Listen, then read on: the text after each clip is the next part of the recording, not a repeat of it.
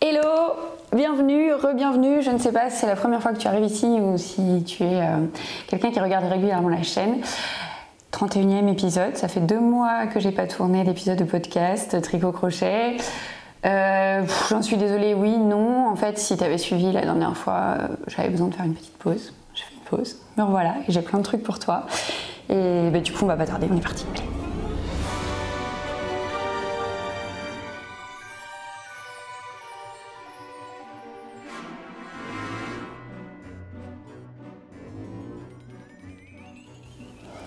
Donc, projet terminé. Évidemment, en 2 mois, j'ai quand même fait des trucs. J'ai fait des trucs et en même temps, quand je regarde ce que j'ai à montrer, il n'y a pas grand chose. Bref, c'est pas grave. J'ai terminé enfin mes guêtres où il n'y avait pas de patron. Donc, bah, je suis désolée, si tu suis le blog, tu as déjà tout vu. En fait, il n'y a pas trop de surprises, mais bon. Voilà, c'est comme ça, c'est la vie. Donc, ces guêtres, j'avais utilisé un fil que j'avais ramené d'Islande. Quand j'étais partie en Islande l'année dernière, j'avais ramené 2 pelotes. Donc une pelote par guêtre. J'ai fait que du jersey au kilomètre, donc c'est pour ça que ça roulotte sur les bouts.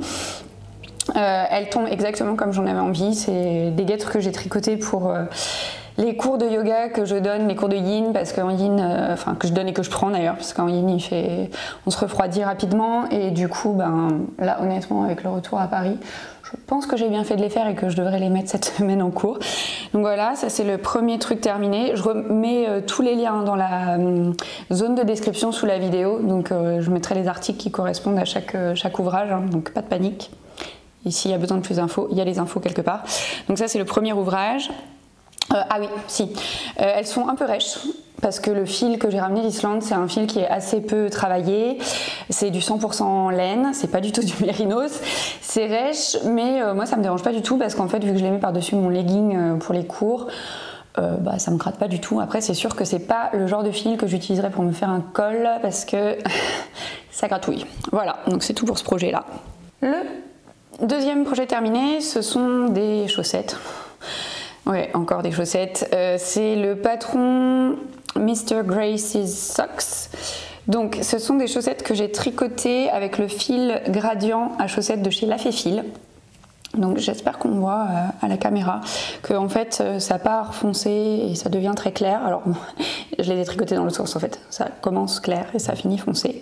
Et Lafayfil, elle propose des doubles gradients. C'est-à-dire que si on prend le fil de l'intérieur pour une chaussette et par l'extérieur pour la deuxième, on a exactement le même rendu en fait. Il n'y a rien à calculer, tout est impeccable. C'est un patron qui est en vente déjà depuis peut-être un mois maintenant, je pense. Donc pareil, je remettrai les liens avec tous les détails sous la vidéo, dans la zone de description. Donc c'est un patron que j'ai créé cet été. J'ai créé pas mal de patrons cet été. Le fil de Lafayfil, il est juste top, hyper doux, il se dédouble pas, il se tricote super bien. Mon seul regret, c'est que j'aurais aimé que le foncé arrive un peu plus tôt parce que je les trouve un peu clairs, mais après ça c'est juste une question de goût, parce que j'aime que le jaune soit un peu plus péchu, mais enfin voilà, bref, un gros coup de cœur pour la couleur et le fil. Bon, après le patron c'est le mien, donc juste je remontre un peu les détails. C'est sorte de chevron sur le devant. On a un rappel derrière avec un motif plus étroit. C'est pas un talon après coup, c'est un talon en rang raccourci et qui se tricote du coup du mollet vers la pointe du pied. Et puis je me suis un peu amusée sur la bordure à faire des petits traits sur les côtes.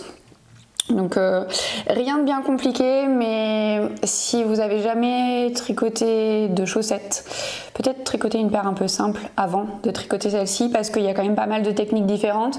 Autant avoir les bases de la chaussette avant de s'attaquer à ce type de patron. Après, il y a des gens qui aiment bien les défis, donc je n'arrête personne dans les défis à relever, mais juste pour info. Voilà, c'est tout pour ce patron-là. Donc ça c'est le dernier que je peux vous montrer, parce qu'en fait il y a d'autres choses mais je peux pas vous les montrer, je vous le dirai après. Donc ça c'est le dernier patron qui a été publié, celui-là il est vendu au profit du projet d'Aurélie Les Chevaux Solidaires, qui vise à récolter des fonds toujours pour le même projet. Pareil, je vous remettrai le lien dans la barre de description. Donc là on a une grosse torsade sur le devant, avec des petites torsades sur les côtés et une torsade petite derrière. Le talon, c'est un talon, c'est pas un talon renforcé où vous faites la bande et après vous reprenez. Il est fait d'un seul tenant avec des rangs raccourcis, mais il a l'aspect, vous voyez, d'un talon renforcé.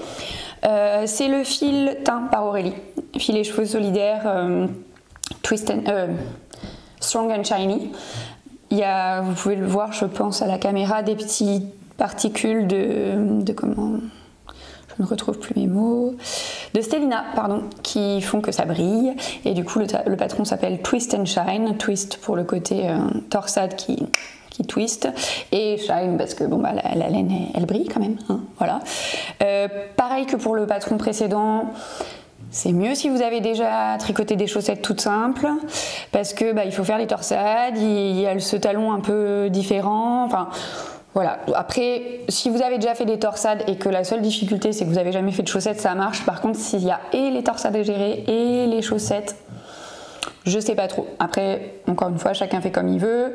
Il y a, enfin, je pense que clairement les chaussettes c'est pas quelque chose qui est très très compliqué. On s'en fait souvent tout un monde, mais c'est quand même beaucoup de techniques différentes. Donc après, est-ce que ça vaut le coup de se prendre la tête sur toutes les techniques de la chaussette plus des points qui sont un peu pas évidents? Je suis pas sûre. Faire une chaussette en jersey pour débuter, c'est à mon avis un peu plus simple pour appréhender la question et même éviter de se dégoûter, parce que si jamais on se prend trop la tête sur plein de trucs, bah, c'est un coup à ce qu'on finisse pas le projet, qu'on se dise ah les chaussettes c'est pas pour moi, alors qu'en fait franchement les chaussettes c'est pour tout le monde. Donc ça c'est tout pour les projets terminés que je peux vous montrer.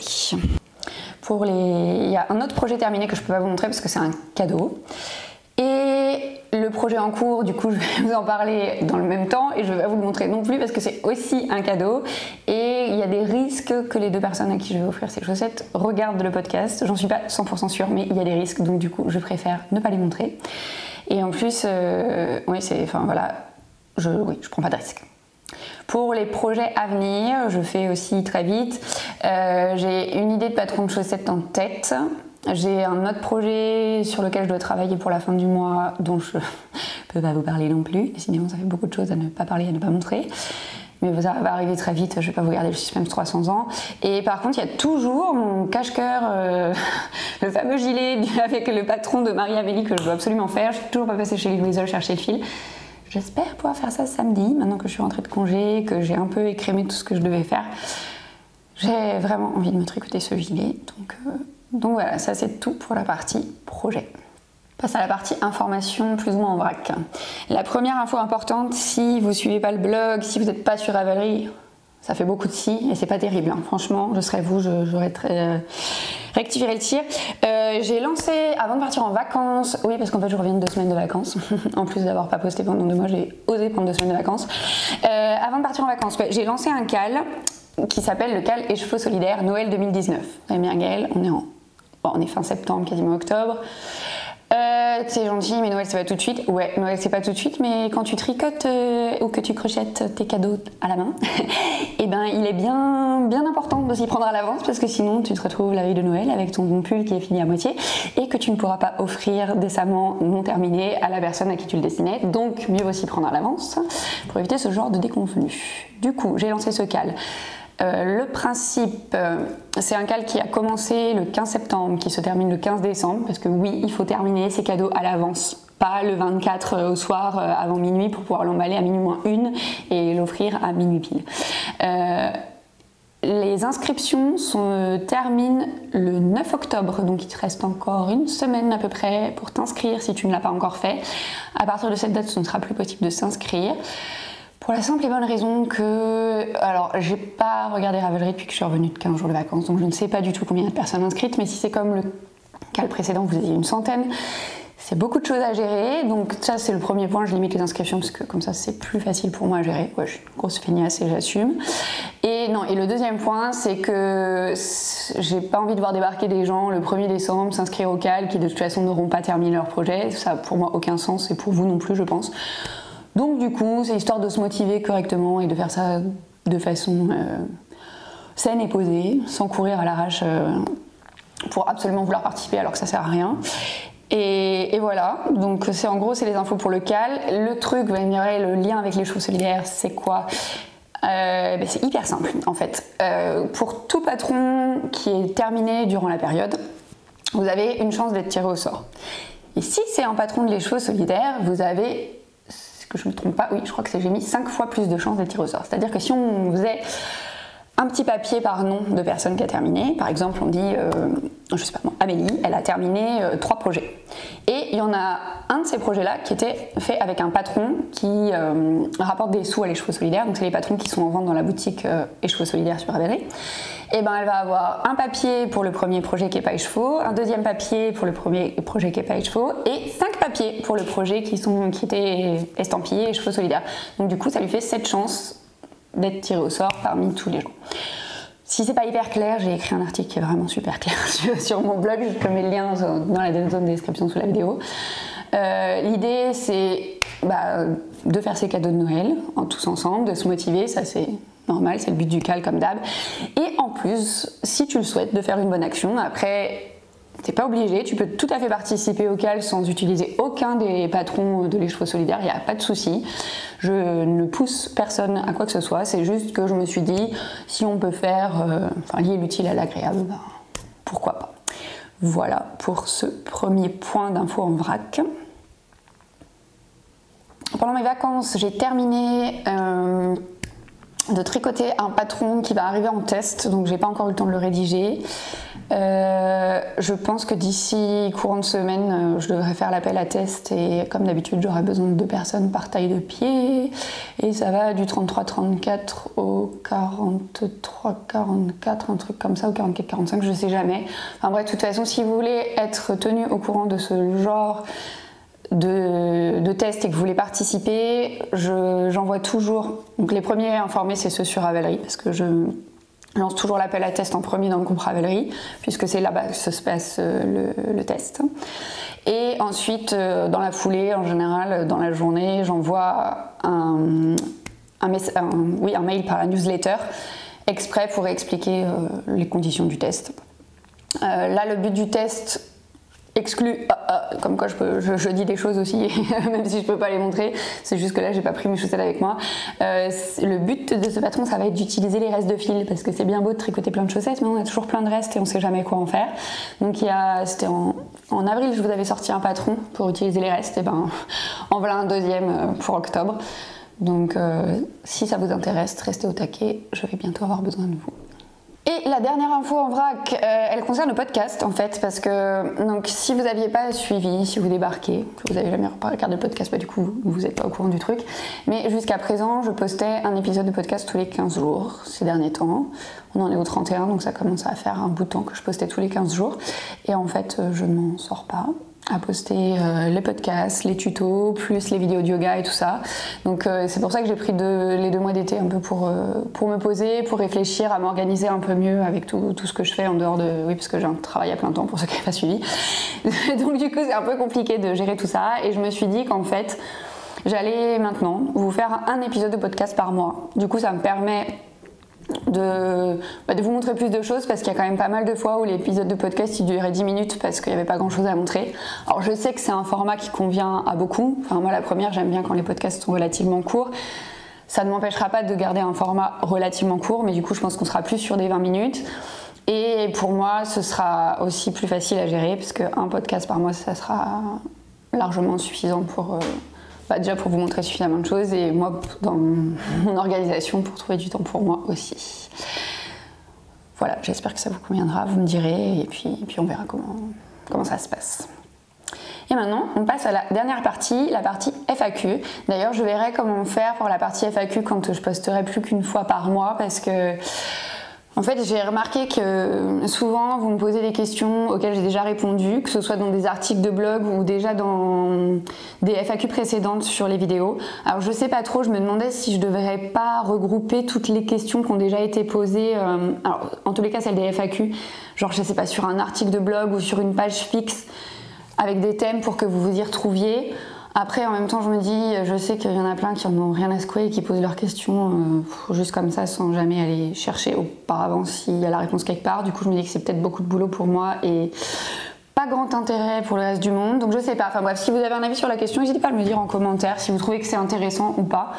Parce que bon, encore une fois, je suis à essayer de rationaliser mon temps et de faire les choses qui sont utiles et celles qui servent à rien, d'arrêter de les faire parce qu'on a que 24 heures dans nos journées.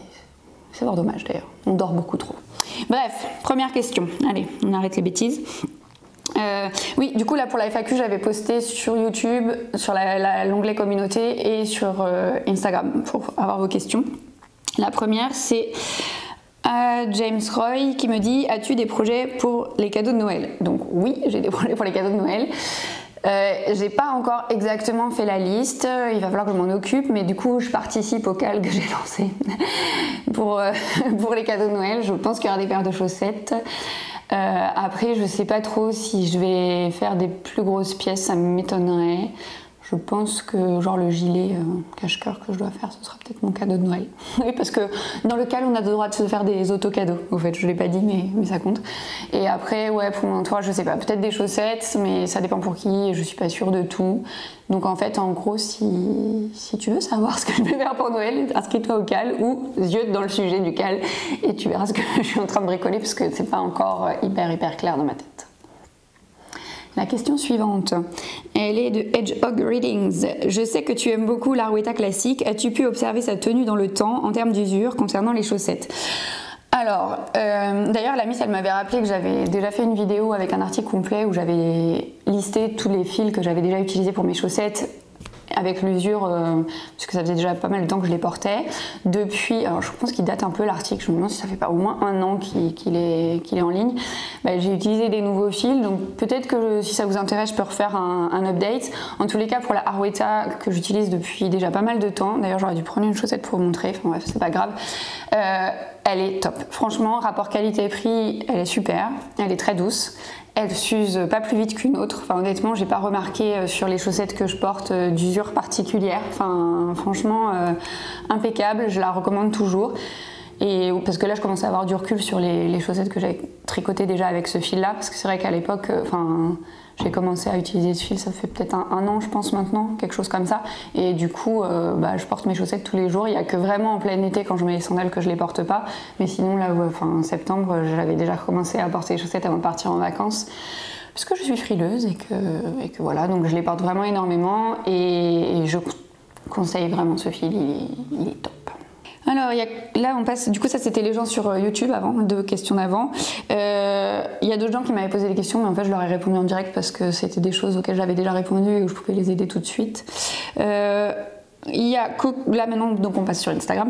Il y a Coco Moumounette qui me dit: auras-tu de nouveau besoin de laine pour le tricot pour les sans-abri? Alors oui, on n'a pas du tout communiqué dessus avec Sophie et Zach, mais en fait on a décidé de mettre en pause le projet pour 1 an parce qu'en fait c'est quelque chose qui nous prend énormément de temps et dans le format dans lequel on en était arrivé l'année dernière, c'était juste plus possible en fait, parce qu'on pouvait pas laisser les fils au secours populaire parce qu'en fait l'année d'avant ils nous les avaient perdus. On avait un énorme carton de laine qui avait disparu. Donc ce qui est quand même assez gênant parce que c'est notre matière première et si on n'a pas de laine, on peut rien faire. Et du coup c'était Sophie qui se tapait tous les mois à transporter la laine qu'elle stockait chez elle jusqu'au secours pop. Elle habite pas du tout à côté. Il y a des fois elle s'est retrouvée à prendre des Uber parce que c'était pas possible de prendre le métro. Enfin bref, c'était vraiment la galère. Zach a aussi beaucoup de choses pareilles. Enfin Sophie en plus depuis quelques mois a repris pas mal d'activités donc elle a moins de temps. Zach il est full. Moi c'est pareil, du coup ça m'ennuie parce que c'est un projet qui me tient à cœur. Mais effectivement là on avait besoin de faire une pause pour réfléchir à un nouveau format. C'est pas quelque chose qu'on veut abandonner, pas du tout, parce que c'est quelque chose qui est très important pour nous et dont on voit l'utilité vraiment, enfin c'est vraiment important. Par contre, là, juste comme ça pouvait pas continuer, donc on met en pause pour l'année. Moi, je sais que je vais pouvoir continuer à tricoter et crocheter parce que ma mère, qui fait la même chose dans son village, continue. D'ailleurs, elles ont eu la première réunion pendant que j'étais en vacances. Elles étaient 5, mais 5 personnes très actives, elles font beaucoup de choses. Du coup, il y a Estelle qui m'avait donné des projets avant de partir aux US. Je les ai donnés à ma mère, comme ça pourra partir pour les personnes qui en ont besoin. Et moi, je vais continuer aussi à en faire et puis je lui donnerai les ouvrages. Et là, du coup, elle les dépose à la Croix-Rouge. Donc après, c'est la même chose de toute façon. Les maraudes, ils s'arrangent dans les quartiers pour faire pas avoir les mêmes jours en fait auxquels ils passent pour pouvoir permettre de toucher le plus grand nombre. Donc oui, ma mère fait ça dans un village en Seine-et-Marne, mais elle donne à la Croix-Rouge à Paris parce que c'est plus simple. Et voilà, donc là du coup non, je vais pas avoir besoin de fil, mais par contre après, n'hésitez pas à continuer toutes vos actions, que ce soit à Paris ou ailleurs, parce que les gens ils en ont besoin partout. Et après, quand vous crochetez des ouvrages, quand vous en tricotez, vous pouvez aussi les donner par vous-même, hein. Enfin il n'y a pas de souci. Là c'est juste que c'était plus facile de faire une action en gros, qu'en plus on était dans les locaux du Secours Populaire, donc on avait directement les personnes des maraudes qui venaient récupérer les ouvrages, et il n'y avait pas besoin d'intermédiaire ou quoi que ce soit, donc c'est vrai que c'était pratique, mais voilà, j'espère que vous comprenez, puis si vous ne comprenez pas, tant pis, hein. Mais voilà, on fait une pause, mais on reviendra, on a déjà fait des pauses avant, et on est revenu à chaque fois, parce que c'est notre gros projet, et c'est un truc qui est vraiment important pour nous. Tricopate alsacienne qui me demande: as-tu été inspirée lors de tes vacances pour tes prochains modèles de chaussettes? Oui, même en vacances, même pour une fois. Franchement, c'est les premières vacances où j'ai vraiment lâché prise depuis fort longtemps. Mis à part poster sur Instagram, j'ai quasiment posté nulle part ailleurs. J'avais pas prévu d'article de blog. J'avais rien prévu et ça m'a fait juste tellement de bien. Mais bon, après je peux pas empêcher mon cerveau de toujours être un peu actif. Et effectivement, oui, j'ai réfléchi à des choses. J'ai une idée de modèle en particulier qui a commencé à germer, qui prend forme. Il faut juste que je vois comment faire mon diagramme et agencer mes points pour faire ce que je veux. Mais oui, comme d'hab, les vacances m'inspirent beaucoup. Estelle Bag qui me demande: tu passes combien de temps à bosser sur ton blog par semaine? Alors, en fait, honnêtement, j'en ai aucune idée. Et le blog, c'est pas juste le blog en fait. Il y a le blog effectivement où j'écris des articles, ça me prend du temps. Mais il y a les réseaux sociaux, il y a la chaîne YouTube, il y a le blog de yoga aussi sur lequel j'écris, les vidéos YouTube pour le yoga. C'est hyper dur en fait, je suis incapable de quantifier parce qu'en plus oui, il y a les créations de chaussettes de patrons de chaussettes que je fais en parallèle. Honnêtement, je suis incapable de chiffrer. Faudrait peut-être que je le fasse, peut-être qu'un jour je fasse l'exercice, que je me pose et qu'à chaque fois que je travaille sur ce sujet, je note l'heure de début, l'heure de fin pour voir combien de temps je passe. Mais c'est énorme, franchement, c'est peut-être même trop. Alors là, on passe à des questions techniques. Il y a Raphaël Savoir qui me dit: comment tu fais pour adapter les augmentations sur un raglan quand ton échantillon est trop court? Alors déjà, j'avais écrit un article sur l'échantillon, même plusieurs, parce qu'il y avait l'échantillon rond, l'échantillon à plat. Et il y a Liz Taylor qui a fait un super article sur l'échantillon dont je vous ai déjà parlé. Je crois que je vous avais déjà mis le lien. Je l'envoie à peu près à tout le monde parce qu'il est top et que je vais pas en refaire un pour écrire la même chose que ce qu'elle a écrit. Il est hyper complet. L'idée, quand l'échantillon est pas bon, c'est qu'effectivement il faut faire une règle de 3, il faut recalculer des trucs, mais le plus simple quand même, je vais prendre l'exemple de ce que j'avais fait pour le pull pour mon mari. En fait, quand j'ai fait mon échantillon, je crois que c'était le même cas, il était trop court, j'étais censée faire la taille M pour lui, et du coup, en recalculant le nombre de mailles à monter, je me suis rendu compte que ça tombait quasiment pile, non, ça tombait pile sur la taille L. Et du coup, j'ai suivi le patron de la taille L, toutes les instructions de la taille L, sauf pour les centimètres, là je suivais la taille M, mais pour les indications de nombre de mailles, les diminutions et tout ça, j'ai suivi la taille du dessus. Bien évidemment, j'ai essayé systématiquement le pull à monsieur pour être sûre qu'à aucune étape il y ait un problème et voilà. Surtout notamment, là lui ça se tricotait en raglan où on descend du col vers le bas du corps. Au moment de séparer les manches, on a bien essayé l'ouvrage pour être sûr qu'il n'allait pas se retrouver avec des manches comme ça ou alors un truc avec les manches en dessous trop larges. Et voilà, et je pense que c'est le mieux à faire, c'est de vérifier si on peut utiliser la taille du dessous ou la taille du dessus en fonction de la taille de l'échantillon. Parce que recalculer les augmentations pour un raglan et compagnie, alors moi déjà je suis pas du tout experte, je connais rien même, on va être honnête, dans la rédaction de patrons pour les pulls. Je sais pas comment on adapte un pull, en dehors de faire une règle de 3, mais c'est tout ce que je sais faire et c'est un boulot de fou. Donc du coup j'essaye quand ça m'arrive, parce que ça m'est arrivé aussi pour le gilet que je me suis fait, je crois que j'étais pas non plus tout à fait au niveau de l'échantillon comme il faut. Je regarde et si je suis entre deux tailles, je bricole. Voilà, c'est pas propre mais je bricole. Mais c'est le mieux à faire parce qu'après s'il faut vraiment tout recalculer, c'est hyper compliqué et hyper long. Parce qu'en fait, adapter un patron, c'est pas juste vraiment qu'une règle de 3 non plus, et parce que quand on part, je sais pas moi, d'une taille S pour aller jusqu'à une taille XS, on fait pas, c'est pas genre on multiplie tout par 3 quoi. Il y a la forme du corps, elle est pas la même sur quelqu'un qui porte un S et quelqu'un qui porte un XS.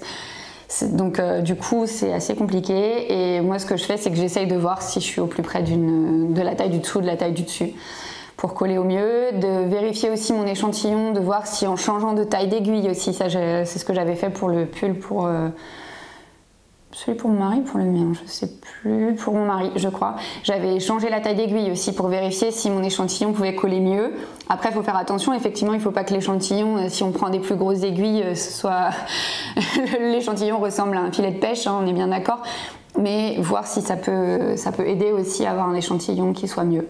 Donc je remets le lien vers l'article de Liz Taylor parce que c'est quand même le meilleur article que je connaisse sur l'échantillon. Je te laisse relire cet article pour être sûr de tout ce qu'il faut faire, et je pense que ce sera le plus simple.